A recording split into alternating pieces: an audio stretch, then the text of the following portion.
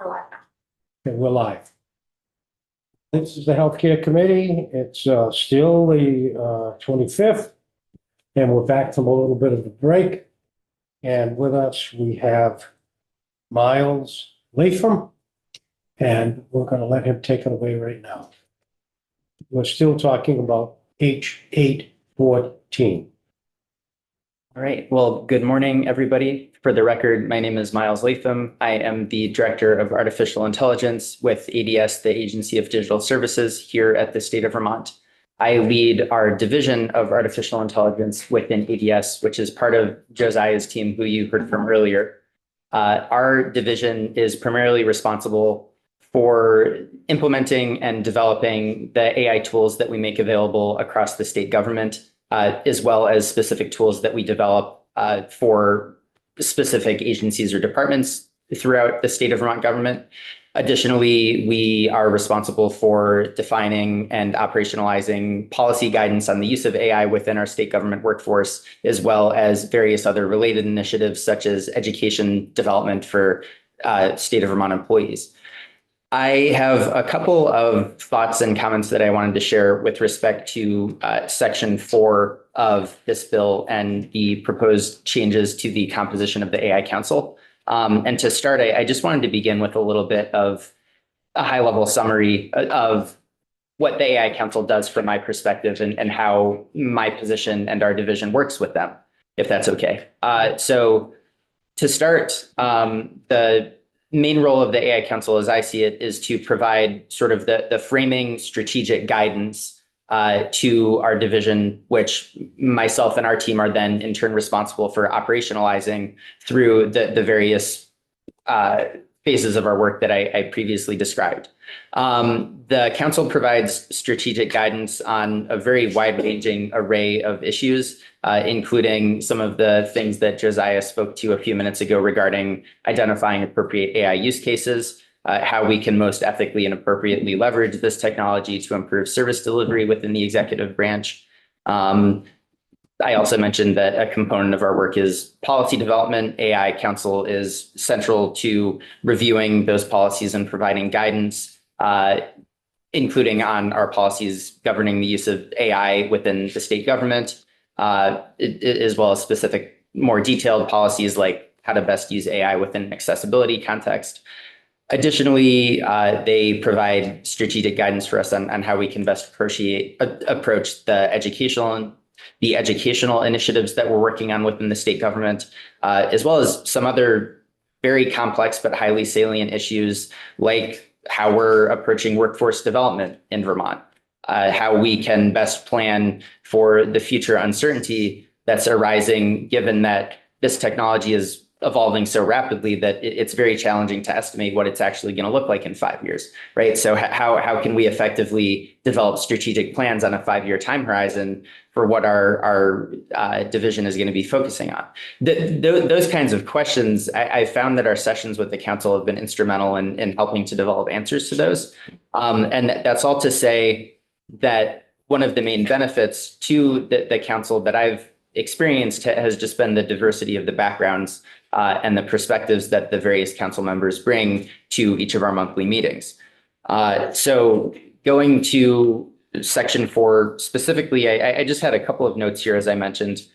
So for point F, one thing that I want to raise here is that the present governor's appointee has been extremely insightful from my perspective, and I am absolutely not opposed to adding an appointee from the NASW. I thought that Executive Director Courier's testimony earlier was extremely compelling, and provided this moves forward, I think that her perspectives or the perspectives of somebody else from NASW would be instrumental, both in driving the research and reporting initiative that's a component of this bill, but additionally, just as an additional perspective for some of the other areas of advice that I mentioned where we look to the council. But again, going back to the benefit of having the diversity of backgrounds on the AI Council, I do think that retaining a governor's appointee, particularly somebody with a background in industry, would still be extremely valuable for our work with the council moving forward, namely because of the rapidly evolving nature of this AI technology that we've previously discussed. And for better or for worse, industry is often on the forefront of that. So being able to have an industry representative on the council who can bring that perspective, I think would be very helpful for us. So again, I am absolutely supportive of the idea of adding a representative from the NASW, and I think that would be great moving forward. But I would also like to hopefully capture that industry perspective as well. The next point that I just wanted to raise is with respect to point H in section 4, where one member will be added with experience in public education and appointed by the Vermont National Education Association. The thing that I want to raise here is as Josiah briefly touched on, we do have some folks at the Agency of Education that we've been working with pretty closely in our interactions with the AI Council over the last several months. As one example, we've been coordinating pretty closely with Josh Blumberg, who is the Education Technologies Program Manager at AOE. He is not currently working in public education, obviously, since he's with AOE in that position, but he does have a background in education, specifically computer science. And his team authored the AOE's recent guidance document focused on artificial intelligence guidance for education. He actually presented this at our previous month's council meeting. I thought it was a really strong document.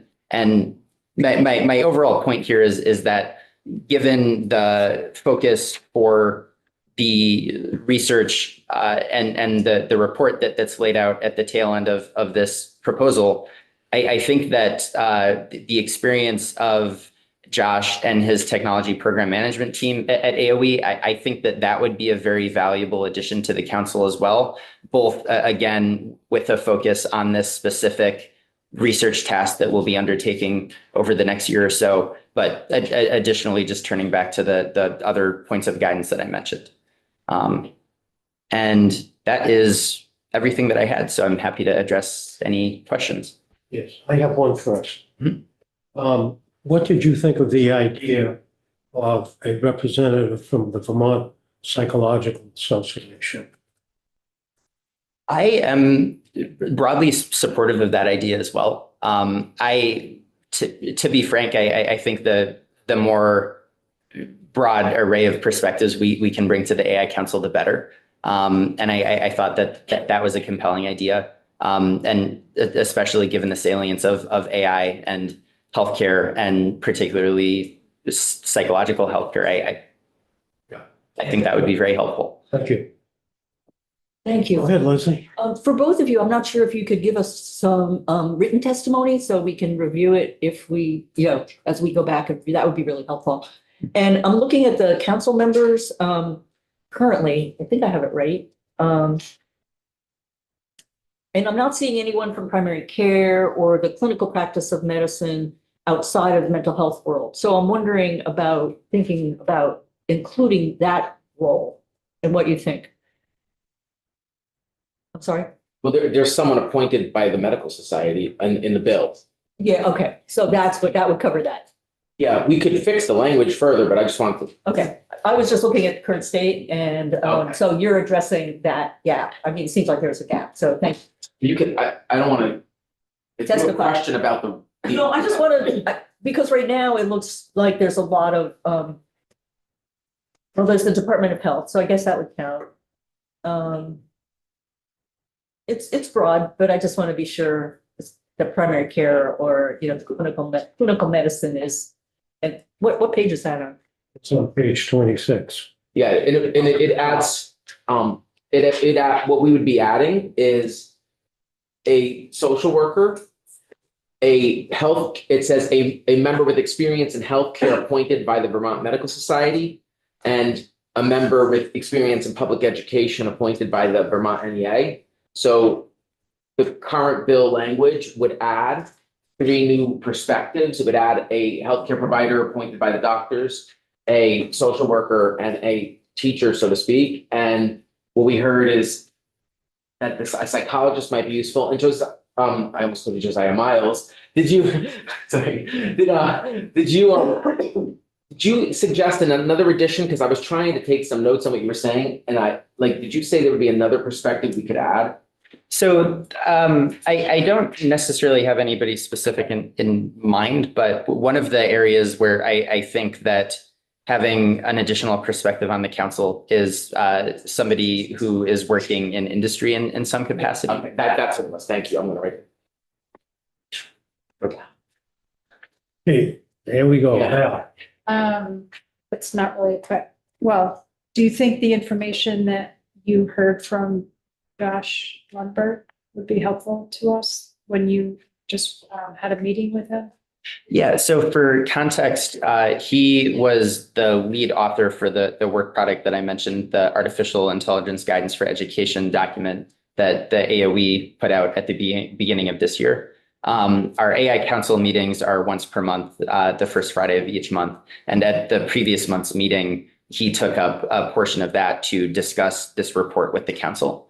I don't know that that document is directly pertinent to this proposal, but I would definitely recommend reading it. It is a pretty strong document just in terms of capturing, the current best practice recommendations for incorporating AI into K through 12 education. What's his name again? Josh Blumberg. Thank you. okay, any other questions? Go ahead. I was trying to wait too, so. Two questions. One is, do you know, it says in the current statute that the governor should appoint someone with experience in ethics and human rights. And I looked at the council membership and it says the current appointee is Philip Sussman from Norwich University. And when I looked him up online, I didn't see anything about human rights or ethics. But I did see he's a teacher at Norwich with cybersecurity. Can you say more about the perspective he's bringing?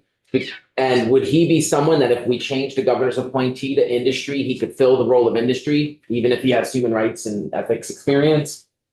I am not prepared off the top of my head to answer detailed questions regarding his background. I will say that his cybersecurity perspective, given his academic position at Norwich, that has been very helpful. And I couldn't articulate what specific ethics and human rights background he has. But yeah, I would have to get back to you on whether or not he would be a sufficient industry representative as well. And that may be something that Josiah could speak to in more detail too. Because and my intent here, just to be, is to preserve strength of the council. Yeah. While adding members and figuring out a way to do it so that it's like a win-win and not anyone losing.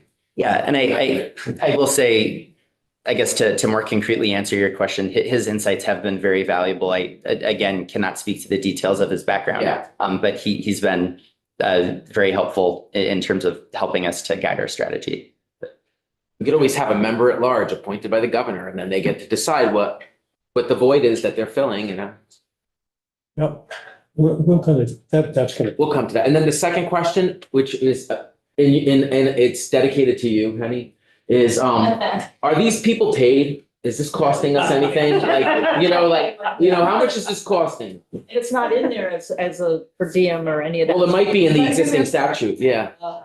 thank you, Do you want me brother. to go? Yes. Yes. I don't want to be out of order, so I can go back up there. All right, well, just tell you who you are.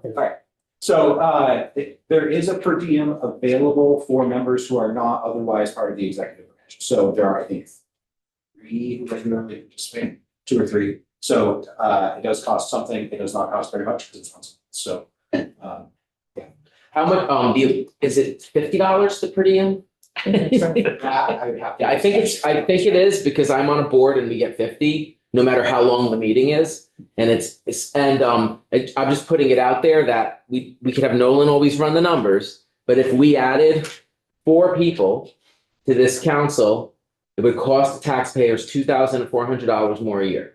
So I just want to be clear, is it worth that investment to have that perspective? If people don't think so, we could always eliminate the stipend, we could reduce the numbers that we're suggesting adding, but I wanted to just at least honor that there is a small expense. But the question I would have, and maybe this turns back to you guys, is what is the cost versus benefit analysis of this work? You know, like the investment the state's putting into this work, how much do you think it's yielding us in terms of the return? So this actually segues to something else I wanted to mention, which was, we have lots of people who regularly attend who are not actually members of the council, and they participate in the discussions. We recognize them and they participate throughout, but we don't actually need all the perspectives to have to be voting members necessarily. So that's another option to consider. We were talking about last year about, we should have somebody from the Vermont Arts Council engaged in some of these conversations, especially when we're talking about generative AI. So there's lots of like specific groups that would be helpful to us at different points, but don't necessarily have to serve as voting members. And that may be a way to address some of this as well. And I'm not ready to speak to like, of the 4 that are being proposed, which one should be voting and which ones aren't. You can digest that if you want, but That's gonna give us a recommendation on that. We'll make that decision. Okay, thank you very much. We appreciate it. Thank you very much. Counselor? We really gotta move on because we've got one more witness. Okay. How long? Go ahead. If you gotta. Well, I have just asked, what's the downside of all this? When you worry about what's happening, what do you think about? And you had mentioned a couple of things, so I thought we could get it on the record. But if you want to put it in your written testimony, that would be fine too. I don't want to take up if you time. prefer that, we can certainly do that. For written, If you prefer that, I can do it verbally, it's up to you. no, well, we'll get the answer right away if you do it verbally. Do you want me to sit up here or should I stand there? Stand right where you All are. right, I'll stand here. Tell us who you Go are. that way a little more so they can see you. Yeah, there you go, perfect. They can see you now. Sit over here. All right, so once again, I'm Josiah for the record. So the things that we're tracking right now as biggest risks around AI, there are a few. So one is around workforce disruption. As we're getting AI tools more and more capable. One of the standing conversations that we have with the other states I mentioned in the previous recording is, how are we thinking about, I'll give an example from many years ago, but medical transcription used to be a thing that was a job for many people. That no longer meaningfully exists. And that wasn't even cool new AI. That was like old uncool AI. So we're looking at things like that, how we support folks whose jobs are changing, and we're working with Department of Labor on it. So that's one. Education is another big one. Getting people used to a world where you're collaborating with machines in order to accomplish work more effectively. That's another pretty significant new set of norms. We already talked about the disclosure that we use within the executive branch, but both for our K through continuing education folks, that's a topic we talk about a lot. And we want to make sure that we are preparing the next generation effectively, both to use the tools and to take advantage of personalized, really personalized education that's available through AI. So those are two. And we just want to make sure that we are working well with our current state workforce. One of the other questions that you asked during the break was, what does this mean for the existing state of Vermont workforce? And the way that I've been talking about AI within the executive branch is that it's really a power tool for information workers. It helps you kind of zoom out from the mechanics of doing the task and focus on the outcomes. And we've been doing more with less for so long that this is actually helping us catch up a little bit around quality. I think the very first big AI pilot that we did, that was a legislative report. We worked with our project management office, and this was might have been the 2023 report. So a couple of years ago now. We let them use AI to generate parts of their report and to make it so that it was more readable for people who are not nerds. That was the goal, to make the report more legible. And the response we got back from the project managers when I asked how much time did it save, they said several hours. And I was like, this is a 100-page report. What do you mean it only saved you several hours? And they said, this is the first year we were ever able to do it to the level of quality that we wanted to. We've never had time. And so that's the paradigm that we're seeing across the government. All right. That, I think, answers both of your questions. Yeah, thank you. Thank you. Okay, thanks very much. Thank you to both of you. So next, we're going to have Kelsey Stoutza. I hope I pronounced. You got it. I got it. Good. Thank you. Perfect. So for the record, my name is Kelsey Stavseth, and I'm the Executive Director at Northeast Kingdom Human Services and also Co-President of the Vermont Care Partners Network, which is 16 designated and specialized service agencies that provide mental health for children and adults, substance use services, emergency crisis services, and developmental services. So it's a big topic, and I've read both 814 and 816. I know we're focused on 814, and so some of the neurological, I think the technical pieces are outside of my expertise, but one thing wanted to highlight that I did appreciate and that we do support is going to be for protected information. So I think that's really key and part of this bill that we support. I think the advisory council is important. I know artificial intelligence is broad and used in many different areas, as we've heard. I do think that in the medical community and for medical supports should be thoughtful and paying close attention to what information is captured, stored, even as de-identified or disaggregated information, and that patient protections should be robust and prioritized. Things. One thing, I know that the Artificial Intelligence Advisory Council is large, and I can't speak to, haven't been to a meeting.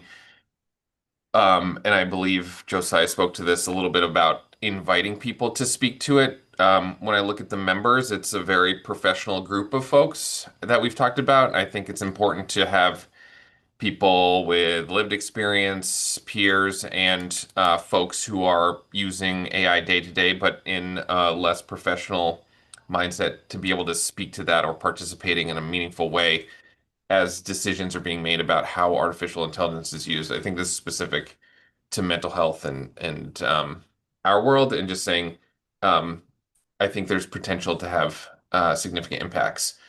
I think regulating, professional usage, which would include the designated agency system, is important, but the purview on the information related to artificial intelligence should be expanded. I think people are using it. One of the most sought after pieces of information that people do put into LLMs is looking for therapeutic advice or asking about therapy adjacent information, including diagnoses. I think that there are chatbots. I believe that is something that's being taken up, which people are seeking out. And, there are anecdotes of significant harm that has come to families and kids. And also that AI, especially when it comes to relational work, is geared towards sycophancy. And so that if it's used as someone providing clinical information or advice or anything that resembles therapeutic diagnostic or information, that there should be regulations around that. And so in general, what's been provided, I think we're generally supportive of in the 814 bill. And I think there are some things that continue to need to be studied and reviewed as this rapidly evolves.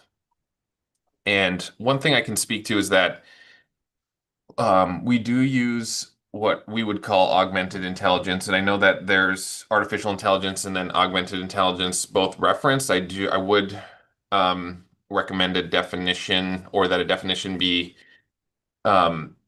devised for augmented intelligence. That's how we refer to our AI overlay for our EMR, which is supportive and I would say more administrative. But we have two policies at NKHS that help to regulate artificial intelligence. And so essentially, we have a high level one, so that goes beyond the overlay for EMR. And so really we're trying to establish clear guidelines for the responsible and ethical use of artificial intelligence tools. And we say those as tools because they need to be used and guided by humans. AI technologies can enhance efficiency, support information discovery and assist in drafting content. However, to maintain the integrity, accuracy, and human-centered nature of our services, AI must be used as a supportive tool, not as a final decision maker or authoritative source. And so this policy applies to anyone who works at NKHS, but also interns, volunteers as a contractor or vendor. And then we support the use of AI tools to assist staff in drafting documents, transcribing of meeting minutes, and conduct preliminary research and discovering relevant information. However, AI-generated content must always be reviewed, validated, and finalized by a qualified human professional. AI shall not be used to make final decisions, provide clinical recommendations, or replace human judgment in any aspect of service delivery. And then we have one that's more tailored towards the AI overlay on our medical records, and saying, you know, proper use includes the ethical, secure, and effective use of technology and will be used as a supportive technology tool that will not replace clinical judgment, analysis, or direct client interactions. And so that is a policy that folks sign off on, and essentially what we're saying is that all clinical decision-making is still left to our clinicians, our case managers, anybody who's working with another human being must take responsibility for any content generated or any information offered, and that we cannot rely solely upon any information developed by artificial intelligence, or augmented intelligence is how we refer to our EMR overlay. I will say that it is helpful in some ways, transcription, meeting minutes, and even in initial research. It is quick, it is robust, it does save time. You can edit documents for efficacy, for length, for whatever the requirements are. And one thing I would also say is that given the regulatory environment, it also feels necessary to support our clinicians. And so creating efficiencies in note writing, documentation to address what we would call administrative burden is important, in that any time saved is really given back to the people that we're working with to have more face time and person-to-person interaction to focus on treatment goals. One thing, I appreciate this, Brian, you brought this up, but just saying, you know, what problem are we trying to solve? And so this is a little tangential, but I appreciate the 6 core values of the social work. So social justice, dignity, and worth of the person, importance of human relationships. I would highlight that one.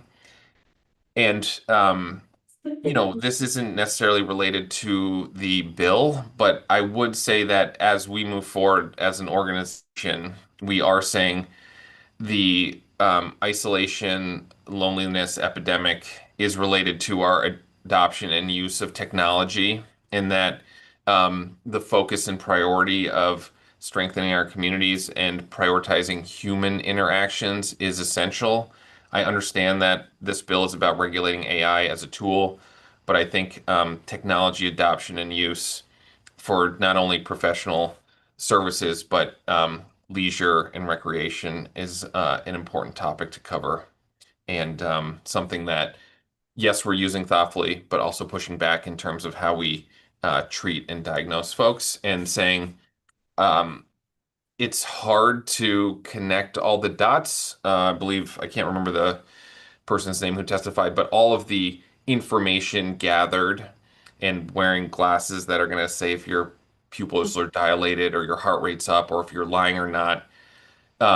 What problem are we actually trying to solve? And so the hyper detailed data gathering to solve an issue, which I would argue is judgment. I think we need to pause and think hard about how that is being implemented and what problem it's actually trying to solve. So what has been presented again in 814, and I believe 816 is going to be taken up as well, seems like a thoughtful approach and first step to balance people's liberty, dignity, and privacy without overregulating something that is rapidly evolving day to day. And I don't know if this is a time to comment on H16 as well, if we're just keeping it to 814. Okay. So you're gonna get a shot at that after we get through with this. So you're gonna hang around for us. Perfect. We thank you for that.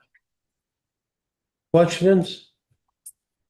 Thank you, Kelsey. That's really interesting. I'm wondering if you might be willing to put your testimony in some form of writing so we can review it. Much appreciated. Yes, Thank- will do. Ryan? There's no one else waiting. So you may have heard this with previous witnesses, but we're looking at an amendment to the bill to take a lot of the regulation and move it into a study because there's not adequate time in 2 weeks for us to really make those decisions. Do you think that or how, what are your thoughts about that approach, considering the limited time we have and the gravity of these decisions? And the other question would be, what are your thoughts about our changes to the council and our sort of our assignment that we're giving them in this bill?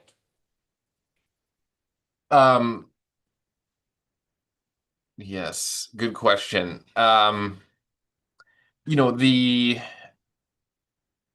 section I found most compelling about regulation, which was geared towards the professionals, mental health professionals or health professionals, is the clinical judgment. I'm not quite sure if that was going to be taken out, but saying like it is the responsibility of folks who provide therapy services to own the recommendations. I feel like that is geez, it's so hard to tease out like all of the legal ramifications of that. So I support a study.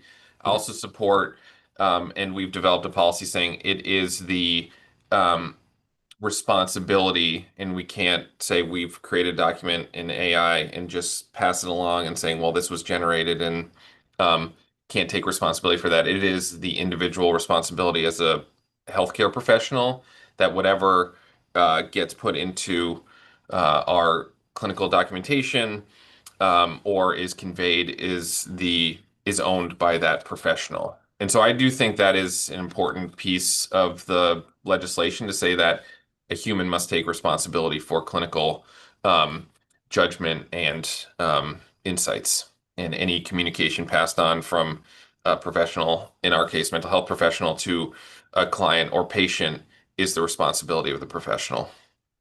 That feels clear to me. From the advisory standpoint, I think the additions make sense. Again, as I mentioned at the beginning, just saying input from people who use it. I think the benefits of the data, the benefits are clear. I think it's hard to wrestle with the potential harms. And I think, as I mentioned before, expanding the use of technology in day-to-day life, to me, just warrants much further research in general. And so AI is going to accelerate the benefits, I think, and has the potential to accelerate harms. A further study to come back next year for more robust legislation, I would also support. Okay, thank you. Thanks. Any questions now further? I did have one last question about that is just that we had heard from UVM Medical Center that they have an internal group that is looking at their use of AI. And we heard from you that your agency has policies on AI. Do the designated agencies come together and share policies? Is there some central council of that, or is there any kind of, what other kind of work is being done without us requiring it to ensure safety and maximize the benefits and minimize the risks of the use of augmented and artificial intelligence technology in health and human services? Yeah, Vermont Care Partners does a great job of sharing policies and what you're working on, talking about what's working and not working, what technology adoption we do have. We have a number of different committees that do that. We do have an operations committee that does pick up like what tools and what we're using. And so we don't have a specific AI committee, but I do know that we have talked about that with some regularity, have shared policies and gone back and forth on technology use and how we are implementing that. So there is a network-wide conversation happening about that. All right. Thank you very much. Thank you. Right on time. basically. Well done.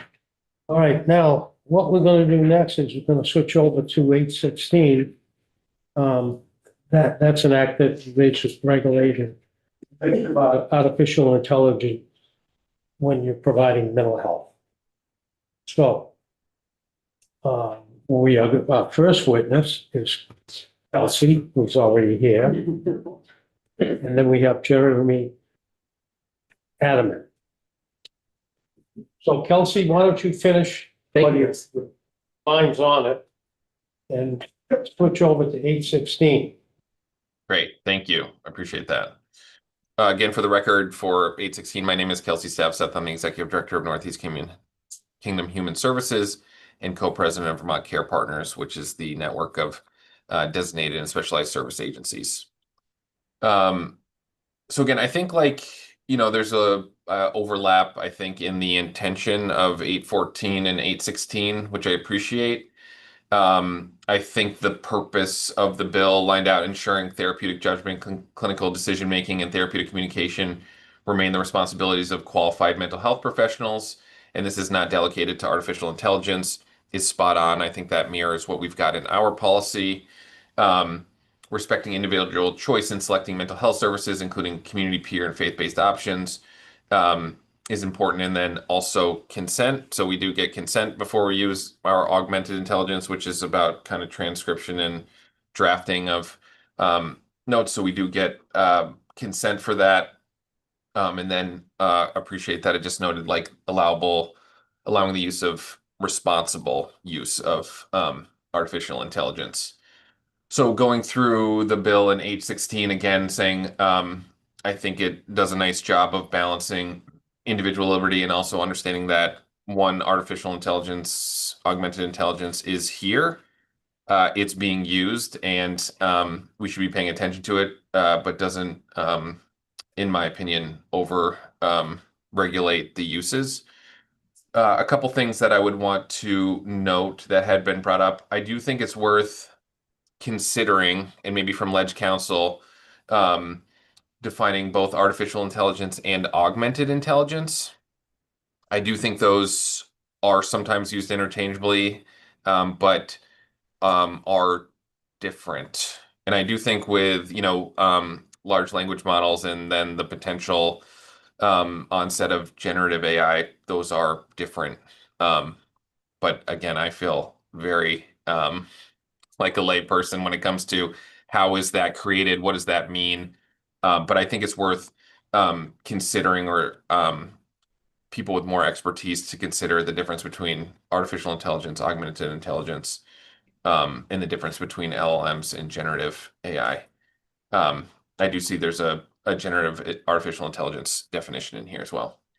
Another thing that I noted was that therapeutic communication was listed in here. And so I can't quite find it. But in one section, it was listed saying it doesn't prevent the documentation from being supported. It's saying that's a reasonable use. But in the prohibited usage, therapeutic communication was listed as both verbal and written. And so I don't have a suggestion, but can work on that when submitting written testimony. But just noted that I think there was a couple sections that were slightly in conflict in terms of the usage, but that prohibiting the therapeutic communication from a written standpoint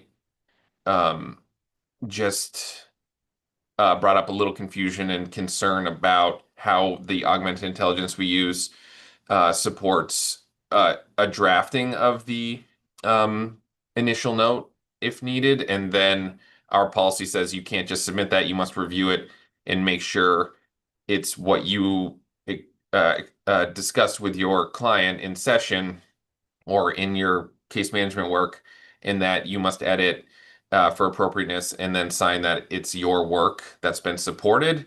And so I think the therapeutic communication, I believe, was like an AI to a person, but the way it's written, I do worry a little bit about how that could be applied to clinical documentation, which is signed. So I will think on any draft language or feedback that I will provide to the committee.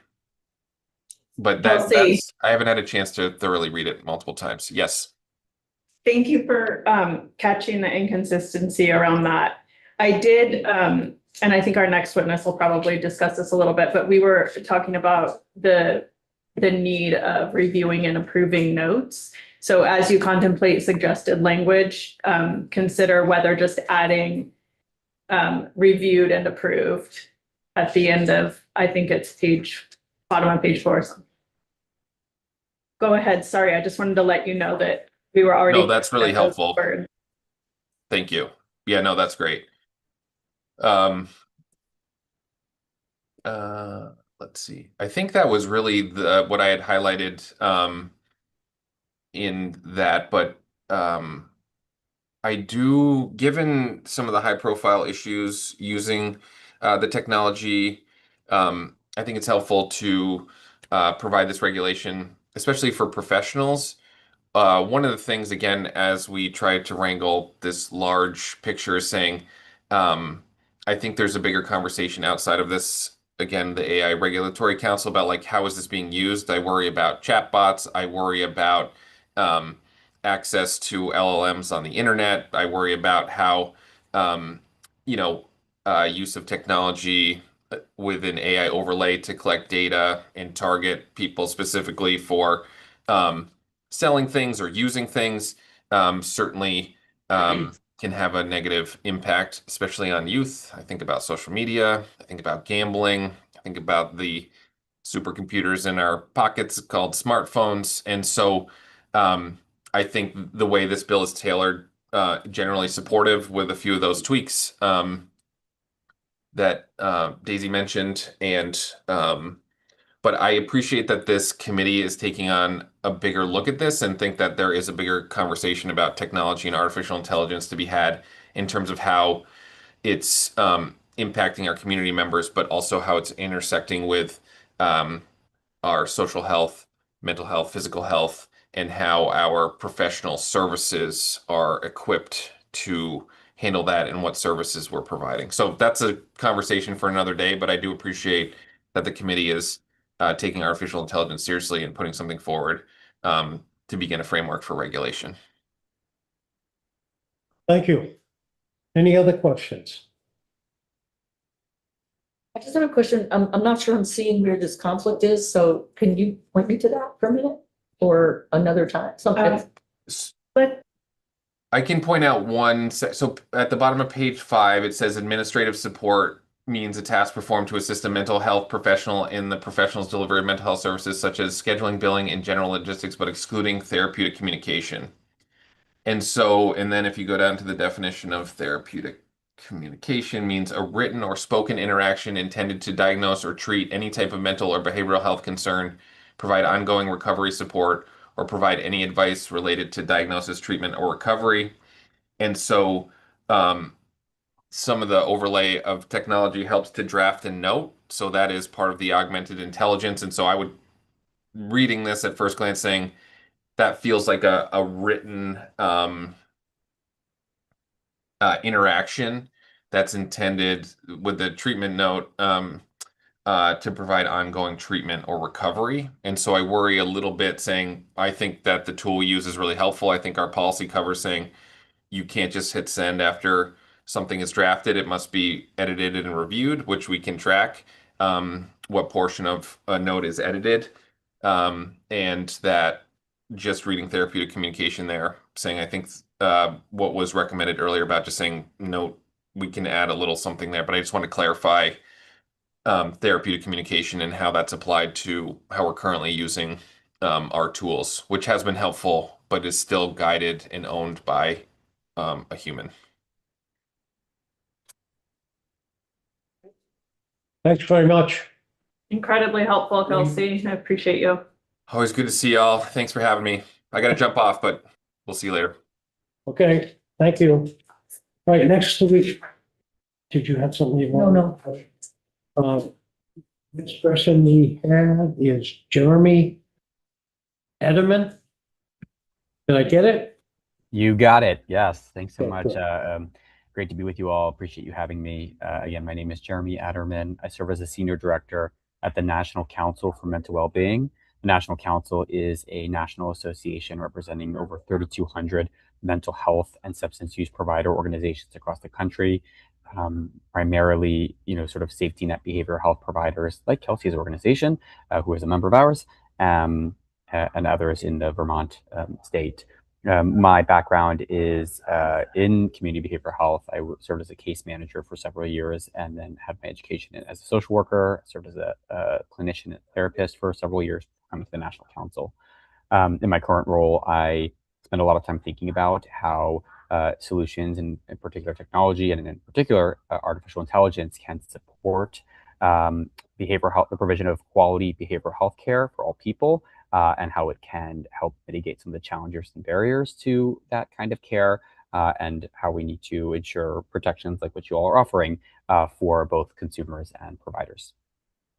So I'll echo a lot of what Kelsey said. This is really a strong text in this legislation to both protect clients or patients or consumers and the provider community. It mirrors what we've seen in other states as well. If you look at Maryland, Maine, Illinois, Utah, stuff in California, very similar approach to both protecting but also not fully inhibiting innovation, and how that innovation might ultimately impact the quality of behavioral health care and the outcomes that we can achieve through the quality of behavioral health care. So kudos on that front. Where I would sort of add one other consideration, as sort of Kelsey added, and Daisy was just sort of referencing, what we've seen in other states as well is that the key linchpin, and I think in a lot of this, is that ultimately the provider is responsible. The liability stays with the provider here. And that is the case with everything from documentation, as Kelsey was speaking to, but can extend to other use cases as well. And one consideration for this committee would be around the use of artificial intelligence to support therapeutic decisions and to help generate treatment plans. These are use cases that are already coming into existence and have really impactful opportunity to ensure that the care that's being delivered is quality, right? To improve that.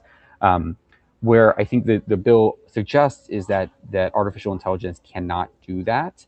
What I would maybe make a recommendation is, as they did in Illinois, add in that clause that Daisy recommended around that artificial intelligence cannot do that on its own. It must be reviewed and approved by a licensed professional.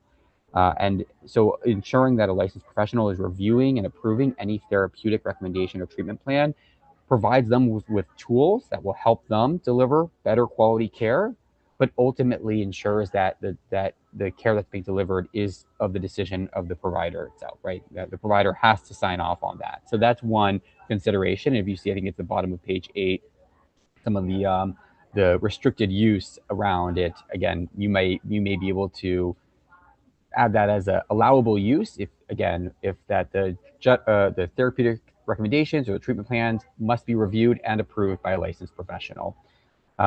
Otherwise, I think, again, the legislation does a really great job of again, protecting without stifling. And the other consideration I might add before I pause is that this text does not really speak to chatbots. And I think Kelsey mentioned chatbots. And I was just briefly reviewing, I think, the other text, I think it was 814, that does speak more directly on chatbots. Chatbots is going to be a sort of a big issue here, as Kelsey was saying. There's a bigger conversation here around how people, whether we like it or not, they will be using chatbots for mental health support. Sometimes oftentimes those chatbots were not designed for that mental health support. And so how do you protect people in that way? Utah last year put out the governor signed some legislation that tries to offer some protections for what the chatbot developers, what the technology companies need to do to ensure some levels of safety for the use of their tools as mental health support. That it looks like 814 borrows a lot of language from that. I think it's really good language. It's really good language in defining what is a mental health chatbot. It's a good language in putting in place some requirements on how those tools need to be developed. But that is a bigger conversation around chatbots that might not be addressed in this text. So I'll pause there and see if there's any questions, but I wanted to offer those reflections. Okay, thank you. Any questions?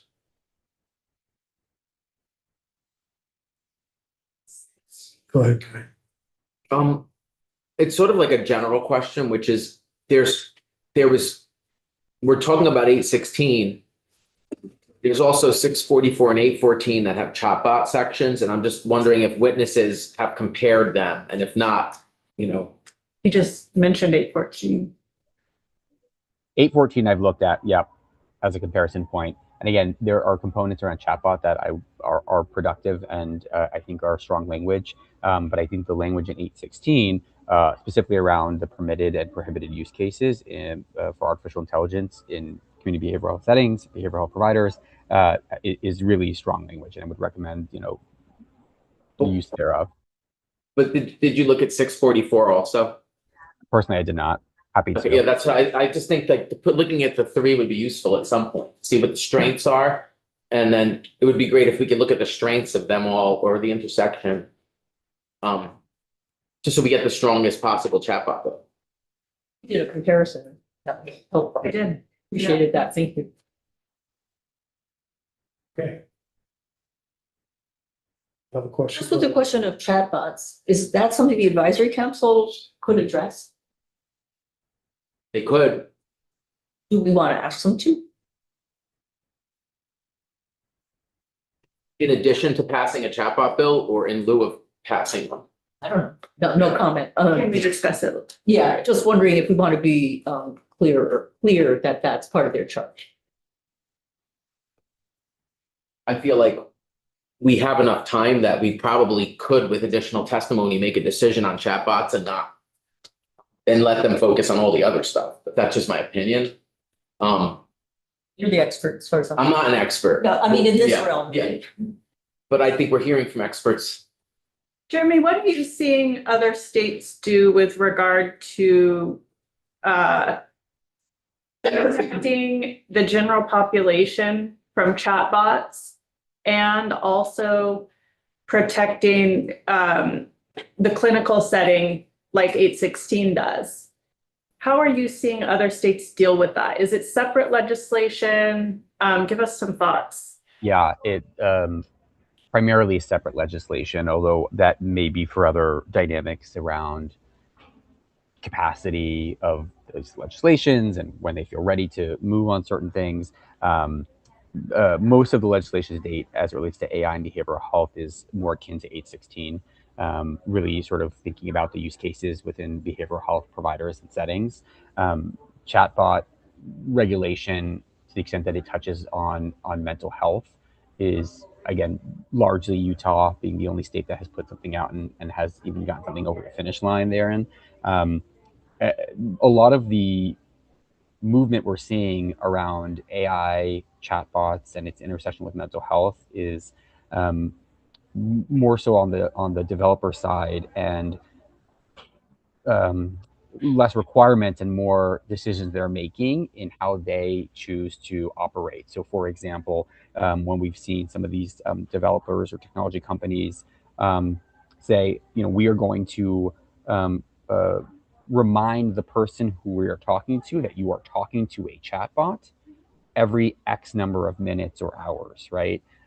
You're seeing some of these developers think about, obviously, the models that they're using and how sycophantic or agreeable they are, the ways in which they are elevating risky conversations to the appropriate authorities or places. So the developers themselves are taking on some of that. It's less happening in state legislation outside of, again, Utah, that has done something around chatbots. So comprehensive response, but hopefully helpful. Okay. Thank you so much for coming in.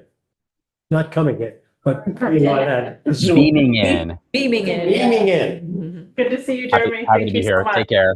Sure thing. All right, committee. we're all done here for this morning. 1 o'clock this afternoon, very easy bill. Page 585. Should be an interesting discussion. Nice lunch and relax. Before we end, can we take a minute just to check in about these two bills? What do you mean by? Like talk as a committee about where we're at so we can plan the rest of the testimony? Can you, I think before we make any decisions on that, I'd want the chair to be here. Yeah, But I'll connect with you about further testimony and stuff. Okay. But I We're feel gonna like, have When is the chair gonna be here? all right. She's supposed to get back later this afternoon, last I heard. Okay, she might be here this afternoon. or okay. If not, tomorrow morning. And then, Ryan, you can talk to her about that. Well, okay. I don't want to push forward on these particular bills because we've had a discussion and we're at the point where she wanted us to be, and we'll go from there. Okay. All right? Yes. Since, I'm just curious of how these three bills kind of interact. And I see your like reviewing your comparison, which is, as I said, really helpful. How do we understand the differences? How do we understand what's important for us to pass right now? I guess I'm just, it's murky to me, and maybe I'm the only one, but. No, I think when the chair gets back, that's going to be a discussion that we have. Okay. So I would rather hold that so that she can do it. I know that she's going to do this.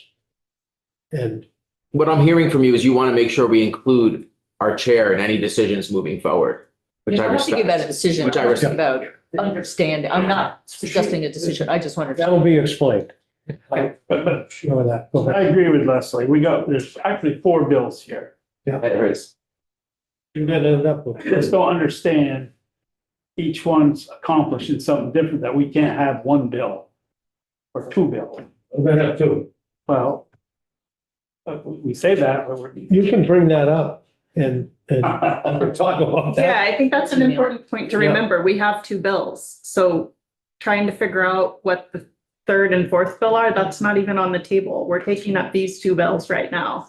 And we don't have time to pass a third or a fourth bill. So we're doing these two bills right now. These two meaning 814, 816. Yes. Okay. We're not taking up the other two. So we're not taking up 644. No. That's what I was a little confused about, how, because you sent that comparison and there was a lot of overlap.